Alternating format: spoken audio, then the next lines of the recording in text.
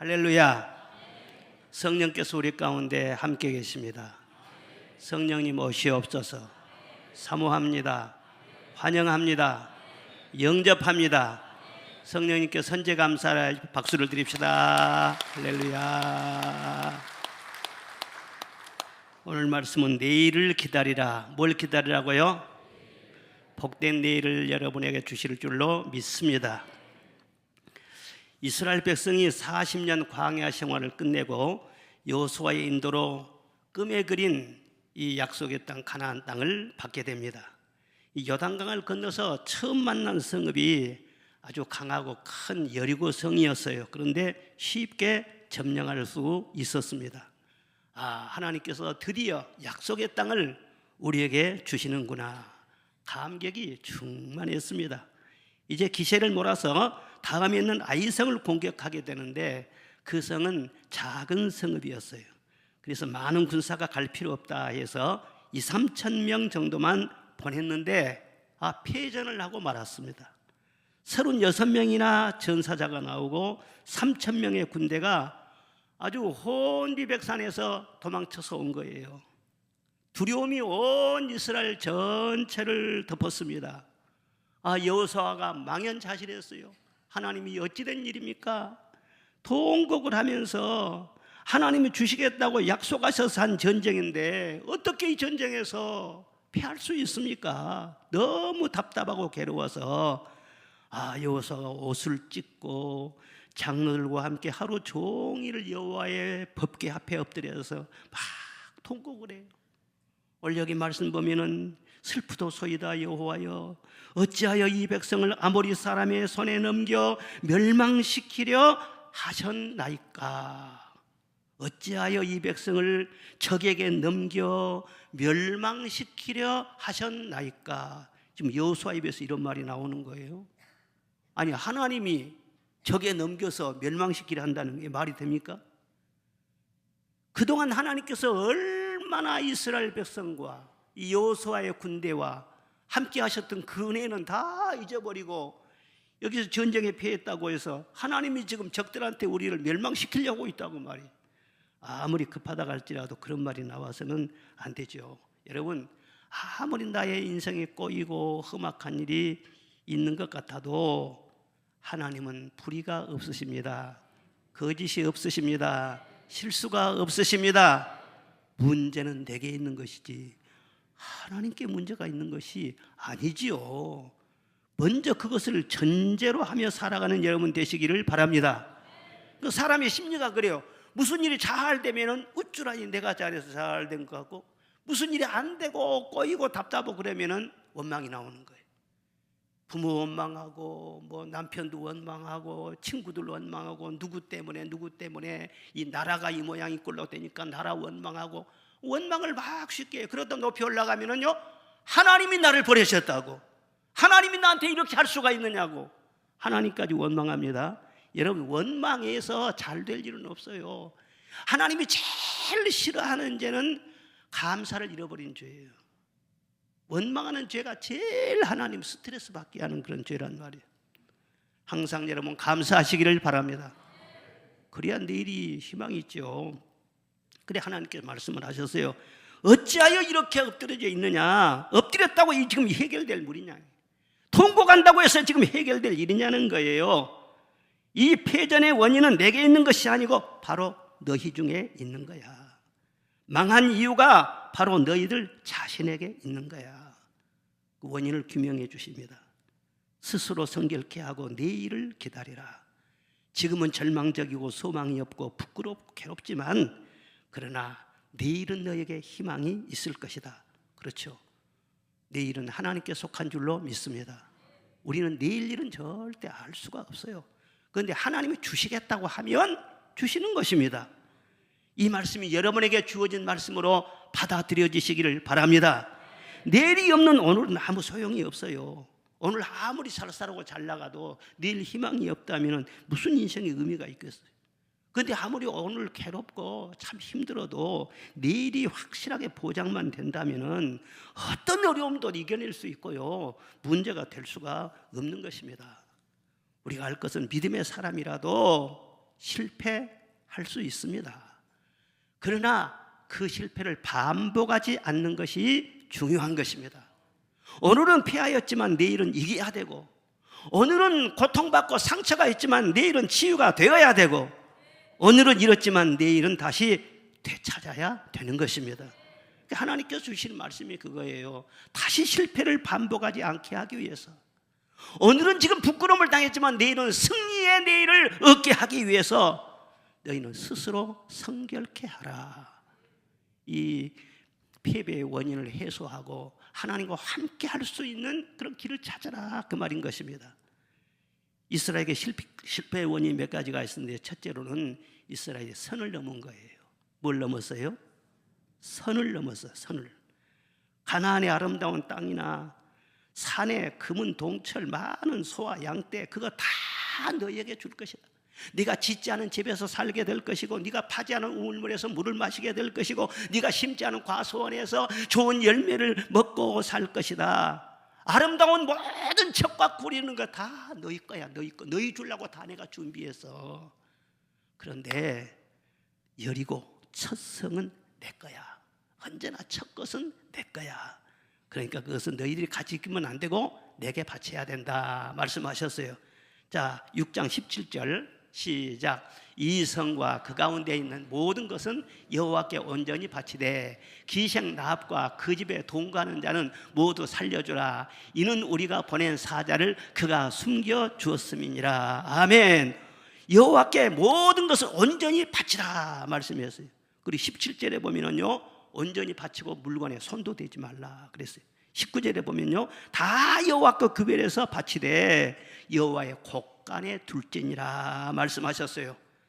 그것 중에서 하나라도 취하게 되면은 너희는 고통을 당하게 될 것이라 거듭 말씀을 하셨습니다. 그런데 11절에 보니까 이스라엘이 범죄하여 그랬어요.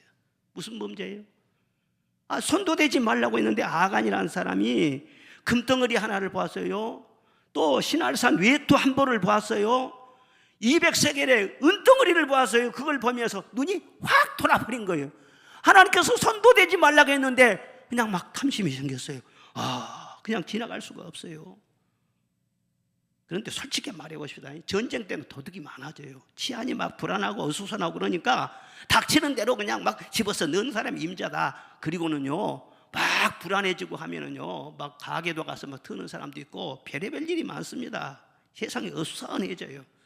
그런데 그렇게 전쟁으로 폐허가 된 그 여리고성을 막 돌면서 막 수습을 하다가 누런 금덩어리를 봤어요. 그리고 아주 신할산 외투 한 벌, 신할산 외투는 최고급이래요. 3대가 내려가면서 입을 수 있는 그런 값비싸고 아주 품질이 좋대요. 여자분들 모피 그런 옷 보고 그냥 지내칠 사람이 있어요. 이거 백화점 가면은 못 입어봐도 무슨 아이쇼핑이나 하지. 입으면 참 입으면 좋겠다. 우리나라 요즘 보니까 이 명품 백, 그렇게 뭐 백이 그렇게 좋은가 봐요. 그것 때문에 나라가 소란스럽고 막 그러는데, 이런 명품이나 이런 거 있으면은요, 마음이 막 움직이는 거예요. 그리고 금덩어리도 말이죠, 누런 금덩어리, 그걸 보면서 말이죠, 최영 장군 같으면 황금률 돌같이 보라고 했으니까 그냥 지나가 버리지. 나도 그렇게 못 지나갈 것 같아요. 누런 금덩어리가 있으면요, 이게 진짜 금이야? 한번 보자. 그까지는 괜찮아. 그까지는 죄가 안 돼. 그런데 손 대지 말라고 했잖아요. 보기는 봐도 손을 대지 말라고 했잖아요. 손을 딱 그어줬잖아요. 그러니까 아간이 지은 죄는 단순히 물건 훔치는 이 도적질이 아니란 말이에요. 하나님이 말씀하셨는데 그 말씀을 거역한 거예요. 경제 논리로 보면은요, 외투 그 좋은 걸 불태워서는 안 되죠. 불태울 필요가 있어요. 그 아까운 건데.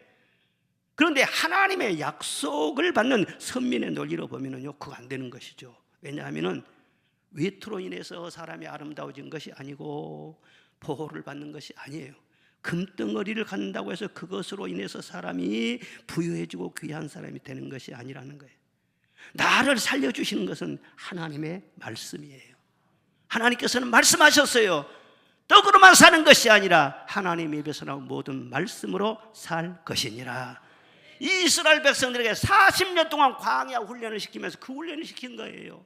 그들이 광야에서 농사를 짓지도 않고 길쌈을 하지도 않고 뭘 해본 것이 없어 우물 파지도 않았고, 그런데 하나님께서 날마다 만나를 내려서 먹여주시지 않느냐. 한 번 옷을 입었는데 40년 동안 옷이 헤어지지는 않았어요. 냄새도 안, 세탁도 안 해도 괜찮았어. 그럴 일이 어디가 있겠냐고 세상에. 그렇게 하나님께서 책임을 져주셨단 말이에요. 이 모든 그런 훈련은 과목이 무엇이냐 그러면, 봐라, 사람이 일을 해서 많은 양식을 얻고 네가 많은 물질을 얻고 그래서만 사는 것이 아니라 네가 아무 일하는 것 없잖아. 그래도 날마다 하늘을 아래에서 하나님께서 피같이 양식을 내려주시고 너희를 책임져 주시지 않느냐. 그러므로 너희는 이 세상을 살아갈 때 어떤 어려움이 있다고 할지라도 하나님께서 너희 인생을 책임져 주실 줄 믿고 절대로 말씀하고는 등지지 말아라. 말씀에 순종하며 살아라.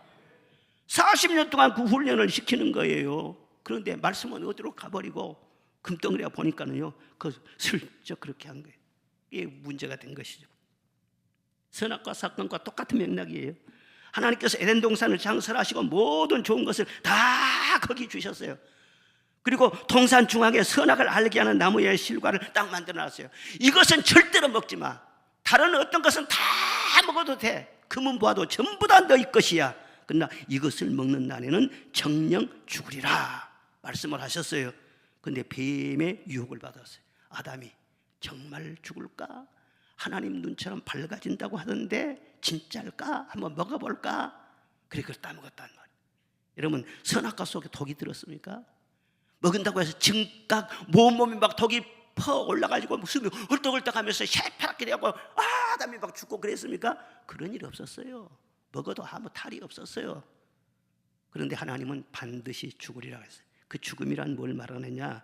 하나님과의 관계가 끊어져 버린 거예요. 그때까지는 하나님이 함께 하셨는데 하나님이 함께 할 수 없는 상태가 되어버린 거예요.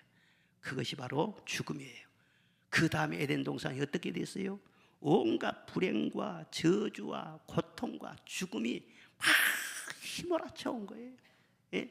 그때부터 가정 안에서 서로 불화하고 원망하고 가정 싸움을 하고 형제가 형제를 죽이고 그 안에서부터 모든 문제가 발생이 된 거예요. 이스라엘 백성도 그렇습니다. 하나님이 함께 하실 때는요, 어떤 대적도 문제가 안 됐어요. 이기고 또 이겼어요. 그리고 그들에게 부족함이 없었어요.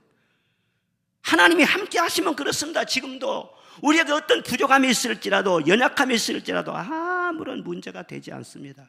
하나님이 함께 하시면 오히려 여러분의 약함이 더 강함이 될 수가 있는 것입니다. 미련하고 부족한 것이 오히려 지혜가 될 수 있는 것입니다. 하나님은 약한 자를 들어서 강한 자를 부끄럽게 하시고 없는 자를 들어서 있는 자를 부끄럽게 하신다고 말씀을 하셨어요. 여러분 중에서 증인이 많잖아요. 저도 증인이에요. 세상에 사랑할 것 없어도 하나님이 나와 함께 하시니까 지금 은파교에서 제가 설교를 하고 있어요. 여러분들이 목사님을 보고 있네. 여러분이 남편을 말이죠, 한 10분만 다 있어보세요. 이렇게 남편 봐보세요. 그러면은요, 부부싸움 나지. 왜 봐 그렇지. 근데 1시간 내내 목사님만 보내. 아이고, 목사님 입술에 흘러나오는 말씀이 하나님의 생명의 말씀인 줄로 믿습니다. 이렇게 귀하게 쓰임을 받고 이렇게 복을 받는 것은 다른 이유가 아니에요. 하나님이 나와 함께 하시기 때문이야. 여러분들도요, 복잡하게 생각하지 마라. 아무리 가진 것 많고 대단한 스펙이 있어도 하나님이 함께 하지 않으면 좋다가 말아버려요. 절대로 내일을 기대할 수 없어. 그런데 아무리 부족하고 아무리 꼬이고 꼬인 것 같아도 하나님이 함께 하시기만 하면 걱정할 것 없습니다. 좋은 날을 주실 줄 믿습니다. 그러려면은요, 하나님이 정해주신 말씀의 선을 잘 지켜야 돼요. 기차가 레일 위로만 달려야 되잖아요. 자동차가 고속도로를 달리더라도 차선을 잘 지켜야 안전할 수가 있는 거예요. 비행기도 마찬가지. 항로를 따라서 관제탑의 지시대로 운항을 잘해야지. 넓은 하늘이라고 어이구 높다 마음대로 막 날아다니면은요, 그건 반드시 사고 나기 십상이란 말이에요. 경건한 사람은 뭐냐? 신앙생활을 해도요, 선을 잘 지키는 사람을 말하는 거예요. 하나님의 것과 내 것을 구별할 줄 알아야 돼. 하나님의 날과 내 날을 구별할 줄 알아야 돼요. 왜 여러분들이 오늘 8월이면 그냥 다 휴가도 가고 해외도 가고 좋은 데가 얼마나 많은데 이 성전에 와서 예배를 드리고 있습니까? 바로 주일은 하나님의 날인 줄로 믿습니다. 하나님께 예배드리는 날인 줄로 믿습니다. 이 날을 하나님이 복되게 하시고 이 날 하나님이 만나주신다고 했잖아요. 그래서 우리는 딱 구별을 하잖아요. 그래 하나님 앞에 나오니 얼마나 하나님께서 여러분들을 사랑하시겠어요. 그런 사람들에게 행복이 길고 복도 길어질 줄로 믿습니다. 책임져 주실 줄로 믿습니다. 잠언 23장 17절 18절 시작. 내 마음으로 죄인의 형통을 부러워하지 말고 오직 여호와를 경외하라. 정령이 내 장래가 있겠고 내 소망이 끊어지지 아니하리라. 아멘. 마음으로 죄인의 형통 부러워하지 말아요. 하나님만 믿어도 잘 되되 잘 살되 행복하게 살되 부러워하지 마라. 끝까지 가봐야 돼요. 잘 믿고 돼지처럼 그렇게 뚱뚱 살찌고 살다가 나중에 지옥 간 것이 그렇게 부러워요? 세상 부러워하는 것은 바로 그건 죄라고 그랬어요. 결과를 두고 봐야 하는 거예요. 세상 둘이 부러워하지 말고 하나님을 편함없이 경외하라는 말은 선을 잘 지키란 말이에요. 계명을 잘 지키라 그 말이에요. 예? 복잡하게 생각하지 말아요. 그러면은 정령이 내 장래가 있을 것이다. 반드시 소망이 끊어지지 아니하게 될 것이다. 사랑하는 여러분, 이 현대를 휩쓸고 있는 사상 중에 한 가지가 뭐냐 하면은 실리주의라고 하는 그런 사상입니다.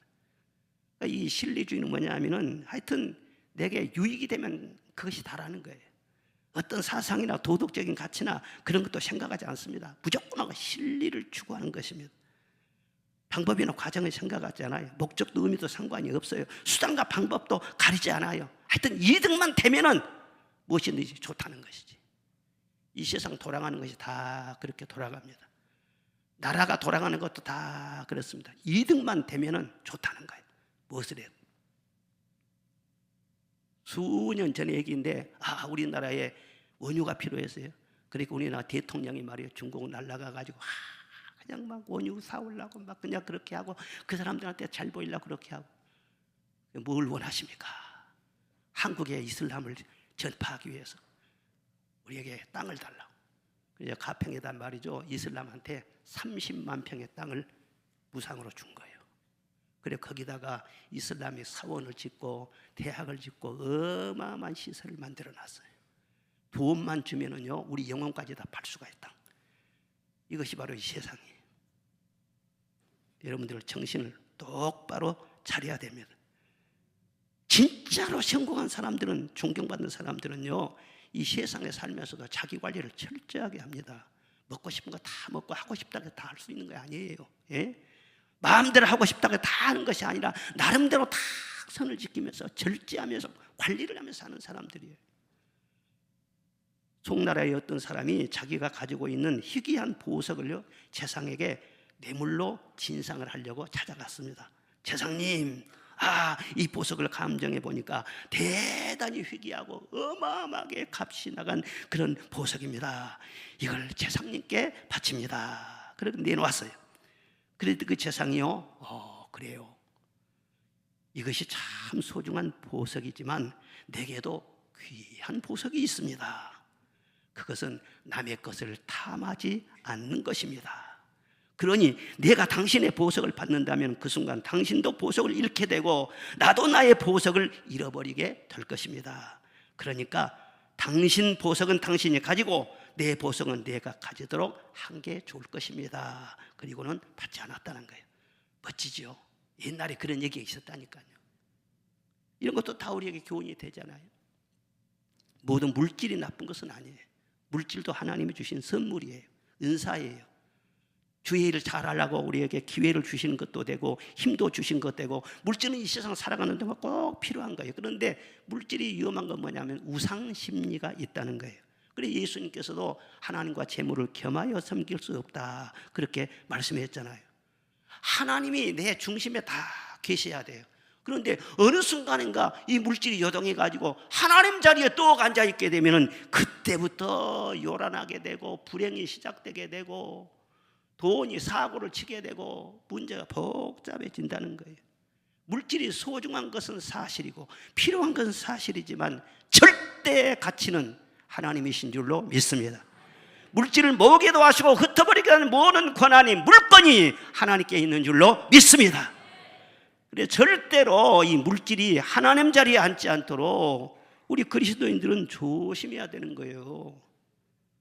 한번 생각을 해보십시오. 나에게 건강도 있다, 자식들도 있다, 명예도 있다, 재산도 있다. 그런데 그 중에 꼭 한 가지를 포기해야 할 상황에 이르렀다고 합시다. 그러면 이 네 가지 중에서 뭘 포기할래요? 건강 포기해요? 절대 나는 돈 포기할 수 없어. 건강 포기하더라도 절대 나는 돈 포기할 수 없어. 자식들을 잃더라도 그렇게 할 거예요? 아니죠. 다른 거 다 잃더라도 그냥 재산은 있다가도 없는 것이고 없다가도 있는 것이고 하나님이 기뻐하시면은 또 없어져도 다시 주실 줄로 믿습니다. 그리고는 재산을 포기할 거란 말이에요. 이와 같이 재산은 상대적인 것이라는 거예요. 그런데 어느 순간에 맨 꼭대기 올라가지고 왕의 자리에 딱 앉아 있으면 그때부터 물질 때문에 고생하게 되고 쪼들리게 되고 이리저리 헤매게 되는 것입니다. 여러분, 돈이 많다고 해서 물질로 고생 안 한 것이 아니에요. 없다고 해서만 꼭 고생한 것이 아니에요. 물질 때문에 이리 치고 저리 치고 다 헤매는 그런 사람은요, 오늘 말씀을 잘 들어봐야 돼요. 첫 것은 내 거다. 절대 첫 것 만지지 말라. 그런데 아간처럼 그걸 만졌단 말이요, 아무 의식 없이 말이죠, 그걸 마음대로 했단 말이요, 절대 그냥 넘어가지 않습니다. 하나님은 진리의 하나님이기 때문에 진리는 영원히 변함이 없는 것입니다. 여러분, 성결하게 되는 것은 복잡한 것이 아니에요. 첫 것을 하나님께 돌려라. 그래야면 재물을 다스리는 물권도 주실 것이니라. 할렐루야, 아멘.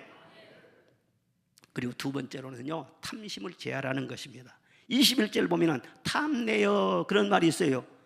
아간이 금덩어리를 보는 순간 견물생심이라고요, 탐심이 작용을 했어요. 아름다운 외투한벌을 보니까는요, 입어보고 싶다, 막 그런 생각이 막 작용을 한 거예요. 이 사람이 탐심에 한번 딱 사로잡혀 버리면요, 다른 거 생각이 나지 않아요. 이웃도 보이지 않고 양심도 보이지 않고 하나님 생각도 안 나고, 탐심에 한번 딱 사로잡혀 버리면요, 나라가 어떻게 됐든 민족이 어떻게 됐든 그것도 생각도 나지 않습니다. 그러니까 사람이 지나친 욕심에 딱 붙잡혀 버리면요, 약해져요. 그거 아니면은요, 인생이 그냥 막 헛된 것처럼, 그것만 붙잡아야 할 것처럼, 그리고 초라해지고 사실은 취해지는 것입니다. 이 탐심이 무엇이냐? 이게 바로 이기주의예요. 나 하나만 생각하는 이기심. 이것이 바로 문제가 된다는 거예요. 이기심이 왜 문제가 되냐? 그러면은요, 절대 이 세상 그 무엇으로도 사람의 마음은 채울 수가 없어요. 참 사람의 마음은 소우주라고 하지 않습니까? 이 조그만 보이지도 않은 마음인데 이 세상 어떤 것을 가져도요, 만족을 못해요. 누구로 만족할 수 있느냐? 오직 하나님만 만족할 수 있어요. 하나님이 내 안에 들어오심으로써만 만족할 수 있는 것을 믿으시기를 바랍니다. 그런데 내가 나를 사랑하고 내가 나의 만족을 다른 것으로 자꾸 채우려고 하면은요, 벌써 기쁨이 메말라져요. 막 짜증이 나요. 불만이 생기니까. 그리고 삶의 보람이 없어지는 거예요. 그리고 벌써 내가 나만 생각하는 이기심에 사로잡히게 되면 내 양심이 잘합니다. 예? 내가 지금 잘못된 길을 가고 있다는 거 알아요. 이놈아, 너는 너밖에 모르지 않느냐. 자기가 자기 자신을 향해 그렇게 말한단 말이에요. 그렇게 되기 시작하면 사람이 참 초라해지고 아주 비겁해지는 거예요. 그리고 남을 내가 유할 때 심는 대로 거둔다고요, 남도 나를 위해주고, 내가 남을 사랑하고 높여줄 때 다른 사람도 나를 알아주고, 그렇지 않겠어요? 그런데 전혀 이기적으로 남은 생각하지 않고 자기만을 생각했어요. 그렇게 남이 나를 위할 리가 어디가 있겠어요? 나를 챙겨줄 리가 어디가 있겠어요? 그걸 본인이 알아요. 또 나 가까이 있는 사람 없을 거야, 나 좋아하는 사람 없을 거야. 그래서 스스로 고독해져. 그리고 사람 만나는 것이 반갑지도 않아져. 그리고 점점 이상한 존재가 되어가는 것입니다. 그러다가 정신적인, 육체적인 질병과 고통으로 점점 빠져 들어가게 된다는 거예요. 바로 지금 이 시대가 그렇습니다. 이 시대가 개인주의가 강하지 않아요? 그런데 좋게 말해서 개인주의지 그게 이기주의예요. 그것이 이기심이라는 거예요. 사람들은요, 아예 같이 살도록, 더불어 살도록 하나님께서 만드셨는데, 귀찮으니까, 짐이 되니까 혼자 산대. 나 편하게. 밥도 혼자 먹고, 영화도 혼자 보고, 여행도 혼자 다니고, 아파트는 땡그라니고 크게 지어놓고는 그냥 딱 혼자 살고, 혼자가 좋다는 거예요. 결혼도 안 하고, 새끼도 안 낳고, 혼자가 좋다는 거예요. 그런데 처음에는 좋은 것 같은데, 가면 갈수록 인생에 남는 것이 없어. 허무하고 쓸쓸하고, 세월이 지나가면은 해는 지어서 어두운데 찾아오는 사람 없어. 아무도 찾아오는 사람이 없어. 내가 베풀어 주지 않고 내가 다른 사람 위해 주지 않는데 누가 나를 위해 줄 거야? 형제간들도 안 와. 그걸 본인이 잘 안다니까요. 그래서 이 세상에 문제가 많아요. 겉으로는 화려하고 조용하고 매너가 있고 그런 것 같지만 속은 텅텅 비어들어가고, 속은 캄캄한 어두움이고 복잡한 사람들이 얼마나 많아요. 여러분, 나 홀로 편하게 아무런 부담 없이 그렇게 살려고 하지 말고 진리를 따라 사시기를 바랍니다. 하나님과 함께 사시기를 바랍니다. 믿음으로 사시기를 바랍니다. 그래 이 세상에서 사람답게 살고 다른 사람에게 선한 영향력을 끼치다가 저 천국 가서 영원히 주와 함께 살아야 될 줄로 믿습니다. 그런 잘못된 이기심이 말이죠, 똑똑하고 잘난 것 같지만 그러나 점점 나를 고생길로 자꾸 몰고 들어가는 거예요. 물질에 대한 욕심이 그거에만 국한된 것이 아니라 자기 자신만을 자꾸 하는, 내가 먼저 대접받고 섬김받고 존경받고 칭찬받고 사랑받고 내가 나만을 위하는 이런 이기심, 이것이 바로 아간이야. 아간이라는 뜻이 무엇이냐 그러면은 곤란이라는 뜻이 있어요. 아간 그러면 곤란한 뜻이 있어요. 이름도 잘 지어져야 돼요. 왜 무슨 이름을 곤란이라고 지어요? 사람 이름을. 장로님이 이름을 곤란이라고 지금 쓰겠어요? 곤란 목사님, 이거 그것도 진짜 안 될 것 같아. 이름을 왜 아간이라고 지었냐고. 그런데 꼭 그 이름대로 말이죠, 아주 가족들도 다 죽었지 않아요? 곤란하게 돼버렸어. 가족들도 이 한 사람 때문에 온 나라가 전쟁에 패했지, 수십 명이 죽었지. 아주 나라 전체가 곤란하게 돼버렸어. 그러나 자기 인생길도 곤란하게 돼버려. 이 뭐가 아간이냐? 바로 이기심, 나만 아는 이기심. 그게 바로 이 아간, 이게 곤란하게 만든다는 거예요. 자, 제가 한번 얘기 한번 해줄게요. 미국의 캐더린 헵번이라고 하는 유명한 여우 주연상을 받은 분이 있었어요. 여우 주연상을 4번이나 수상했다고 합니다. 아주 절세 미인이고 아주 머리도 명석해가지고요, 심리학 박사고 대단한 사람이에요. 영국 배우 하면 영국 배우로도 짱이고, 영화 배우면 영화 배우에서도 막 짱이고, 어디 가든지 그 사람이 하면은요 막 인기 막 절정에 달하는 거예요. 희극도 막 짱이고 비극도 짱이고, 그 사람이 주연하기만 하면 무슨 영화든지 히트를 치고 그랬답니다. 그러니까 아주 대단한 명성이 있었고 인기가 절정에 올랐어요. 그런데도 그 사람의 개인 생활은 순탄치를 않았어요. 결혼 생활이 특별히 아주 힘들었다고 그럽니다. 그녀가 84세에 자서전 나라고 하는 그런 책을 발간을 했는데, 그 책에 뭐라고 고백했냐 그러면은, 나는 20세에 결혼해서 6년 만에 이혼했고, 또 결혼해서 4년 만에 이혼했고, 또 결혼해서 3년 만에 헤어졌다. 그런 솔직한 고백이 나옵니다. 그런데 한 번만 그런 일을 당해도요 얼마나 상처가 깊어요. 얼마나 힘이 들어요. 그런데 뭐 결혼했다 이혼하고 결혼했다 이혼하고 그 계속 반복하고 있으니 완전히 그 인생이 만신창이가 된 거죠. 가슴에 완전히 멍이 들지 않겠어요? 그러다가 33살이 됐다는 거예요. 33살이 됐는데 그 해의 여인이라고 하는 영화를 함께 출연한 스펜서 트레이서라고 하는 남자가 있었는데 그 사람하고 사랑을 했어요. 그래서 결혼까지 하게 됐어요. 그런데 그 후부터는요 27년 동안을 탈짝 없이 너무너무 행복하게 살았다는 거예요. 그러면서 뭐라고 자기 자신에 대해서 말을 했느냐 그러면은, 나는 그를 만나기 전 다른 사람들하고 결혼해서 살 때는 오직 나만 사랑했다. 오직 나만 위했다는 거예요. 다른 남자들은 자기를 위하는데 나는 자기만 사랑해요. 그러니 만족이 안 되죠. 그래서 결국 깨진 거예요, 가정이. 그런데 이제 33살에 만난 그 트레이시라고 하는 사람, 그분은요 진짜 자기가 사랑했다는 거예요. 얼마나 사랑했느냐. 나는 항상 그가 좋아하는 것을 먹었고, 그가 좋아하는 데라면 같이 여행을 했고, 그가 좋아하는 일을 같이 즐겁게 했고, 그가 항상 나의 삶의 우선이었다. 그의 관심사가 나의 관심사였다. 그를 위해 사는 것이 나의 기쁨이었다. 세상에 정말 누구보다도 오만하고 자기 주장이 강하고 고집불통이었던 그런 여자였는데, 진정으로 사랑하는 사람을 딱 만나니까 그 앞에서는 자기가 작아지는 거예요. 사랑하면은 그대 앞에서는 작아진다 그러죠. 유행가도 있죠. 그대 앞에서는 작아져. 고향의 빛처럼 말이에요. 점점 작아지고 완전히 그를 섬기는 자가 딱 돼버린다는 거예요. 그의 인격을 존중하고 나는 낮아지고, 그리고 그가 원하는 것이면 무엇인지 다 해주고 싶고, 그것을 나의 기쁨과 보람으로 느끼게 되고, 그렇죠. 자기가 왕이 되려고 하면은요, 자기가 사랑을 받으려고 하면은 이 세상에 어떤 재벌하고 만나 살아도요 불행한 거예요. 그가 만나서 결혼했다가 이혼한 사람 중에 하워드 휴즈라고 하는 억만장자가 있어요. 라스베가스에 호텔을 수십 개 갖고 있었던 어마어마한 사람이 있어요. 그런데 그 사람도 이 여자를 만족 못 시켜줬어요. 자꾸 달라만 하니까. 그런데 자기가 이제는 진정으로 사랑하려고 했더니 그런 변화가 왔다, 그렇게 말하고 있어요. 여러분 인생을 한번 다 점검해 보시기 바랍니다. 여러분이 인물이 모자라서 무슨 윤리적으로 잘못돼 가지고 예수님을 안 믿어서 그래서 힘들고 인간관계가 어렵고 가정이 복잡하고 그런 게 아니에요.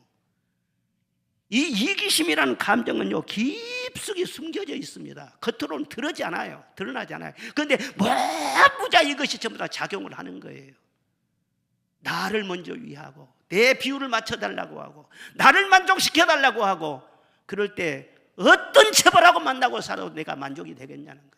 그리고 그 사람 힘들게 가지고 결국은 깨지는 거지. 이제는 바꿔서 가지고는요, 내가 섬기기를 원합니다. 내가 배려하기를 원합니다. 내가 왕되지 아니하고 당신을 왕처럼 섬기기를 원합니다. 이게 십자가 사랑 아니에요? 예수님 사랑 아니에요? 그러면은요 확 바꿔져요.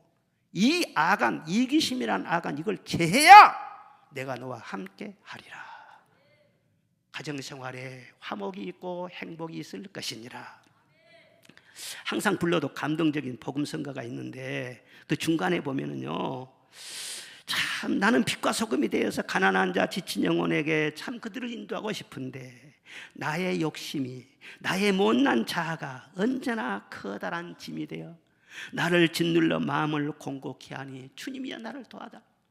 나의 욕심이, 나의 못난 자아가 언제나 커다란 짐 되어, 진짜 그것이 나의 고백이에요. 나의 고백.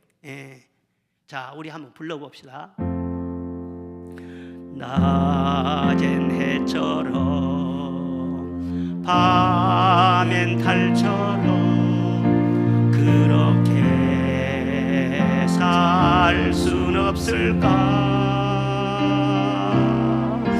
욕심도 없이 어두운 세상 비추어 온전히 남을 위해 살듯이 너의 일생에 꿈이 있다면 이 땅에 빛과 소금 되어 가난한 영혼, 지친 영혼을 주님께 인도하고픈데 나의 욕심이, 나의 못난 자가 언제나 커다란 짐되어 나를 짓눌러 마음을 곤곡해 하니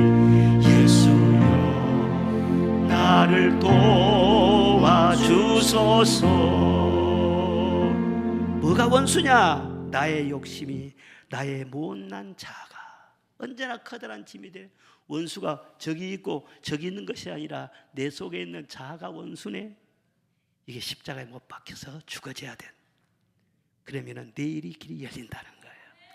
주님이 보장하신다는 거예요. 할렐루야. 로마서 15장 2절 말씀 시작. 우리 각 사람이 이웃을 기쁘게 하되 선을 이루고 덕을 세우도록 할지니라. 아멘. 고린도서 10장 시작. 누구든지 자기의 유익을 구하지 말고 오직 남의 유익을 구하라. 아멘. 이 이기심이라고 하는 아감, 이것을 싹 제버리시기를 바랍니다. 주님과 함께 밝은 내일이 올 줄로 믿습니다. 그리고 세 번째로는 하나님의 눈을 속였다는 거예요. 21절에 보니까 땅속에 감추었나이다, 그런 말씀이 있어요. 아간이 금덩어리를 훔치면서 그래도 양심의 가책이 있었어요. 그래서 사람의 눈을 피해가지고 땅속에다가 다 살금살금 파고는요 감춰놨다는 거예요. 사람 눈에만 안 띄면 됐지, 보는 사람 없어야 돼, 아무도 안 받겠지. 그런데 여러분, 세상에 비밀이 어디가 있어요? 예? 요즘에는 곳곳마다 카메라가 다 있잖아요. 예? 비밀은 없는 거예요.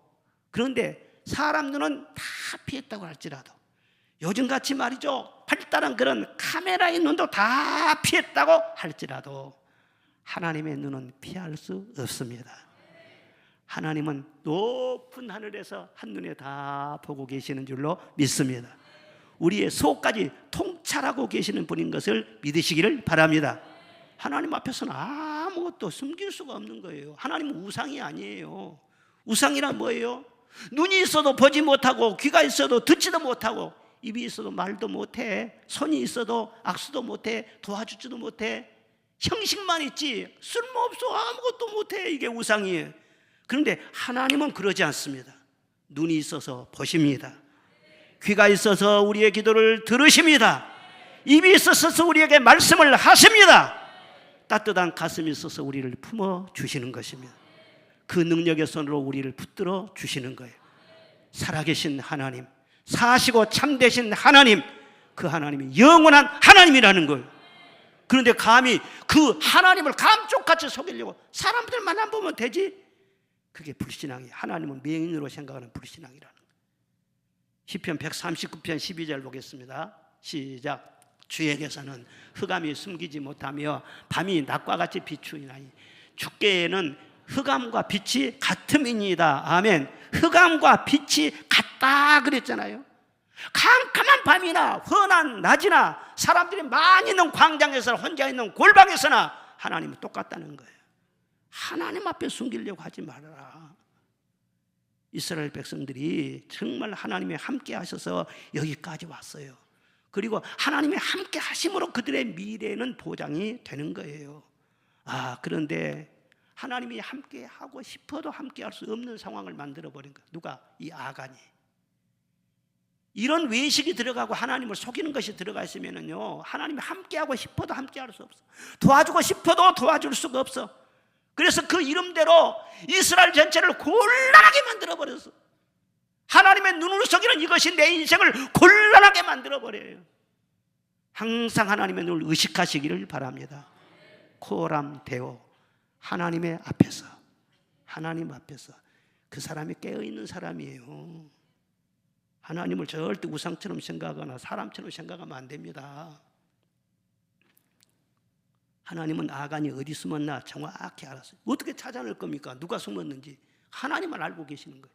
그래서 제비를 뽑아라. 지파별로, 가족별로 제비를 뽑고 뽑아라. 그래서는요, 하나님 말씀대로 여호수아가 제비를 딱 뽑았더니 유다 지파 갈미의 아들 아간이 딱 뽑혔어요. 네가 무슨 일을 했느냐? 이실직고를 해라. 이렇게 했습니다. 내가 잘못했습니다. 발발 떠는 거예요. 어찌해서 하나님을 두려워한 줄 모르고 그렇게 했느냐? 네가 우리를 괴롭게 했으니 우리는 너를 괴롭게 할 수밖에 없다. 우리는 하나님의 명령대로 너를 심판할 것이다. 그리고 그의 금과 은, 외투, 소, 나귀, 양, 처자식, 장마까지 전부 다 끌어냈습니다. 그리고 돌로 치고 불사르고 돌 무더기를 만들어서 아예 아골 골짜기를 만들어버렸어요. 이게 단호하게 아간을 제거해버린 겁니다. 그 후로 이스라엘 진중에 놀라운 변화가 일어났어요. 왜? 제거해버리니까 하나님이 확 함께 하신 것이죠. 그 뒤로 하나님의 음성이 들렸어요. 승리의 지혜가 떠올랐어요. 전략을 잘 세울 수 있었어요. 복병을 두었어요. 백성들은 하나가 되고 사기가 충천해졌어요. 그래서 다시 아이성을 공격했을 때 12,000명을 죽이고 아이 왕을 사로잡아 처형을 시키고 성을 완전히 불태워서 완벽한 승리를 거두게 된 것입니다. 그리고 다시 하나님이 그들과 함께 하신다는 소문이 확 퍼지니까 그 대적들이 소문만 듣고 말이죠, 정신을 잃어버려요. 막 두려워서 벌벌 떠는 거예요. 그래서 여신을 몰아가지고 계속 가나안 정복 전쟁을 해나가는데 한 번도 패배한 적이 없습니다. 심지어는 하나님께서 이스라엘 백성을 돕기 위해서 전쟁 때 해가 지지 않게 하는 그런 기적까지 일으켜 주셨어요. 정말 글자 그대로 대적들은 한 길로 왔다가 7길로 다 도망치게 된 것입니다. 아간을 제거한 결과 하나님이 함께 하셨고 하나님이 함께 하시면 그렇게 된다는 거예요. 사랑하는 성도 여러분, 아간이 그걸 훔쳤다고 해서 당장에 무슨 벼락이 떨어지거나 큰일 나고 그러지는 않았어요.